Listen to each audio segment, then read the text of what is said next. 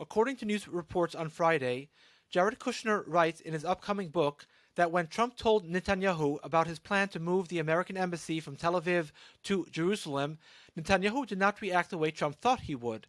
As a matter of fact, Netanyahu said, quote, "If you choose to do that, I will support you," end quote.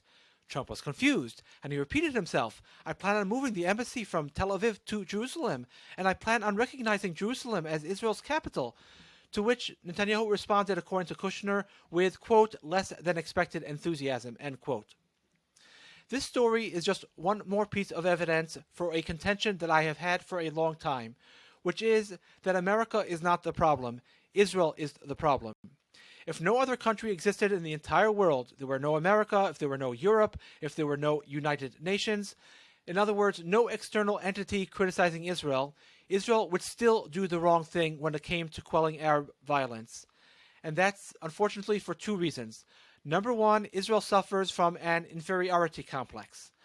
Most, in fact, of Israel's leaders think deep down in their soul that they actually did indeed steal the land from the Arabs. Number two, Israel's leaders absolutely refuse to harm innocent civilians. Now, there's no such thing as an innocent civilian when it comes to wartime.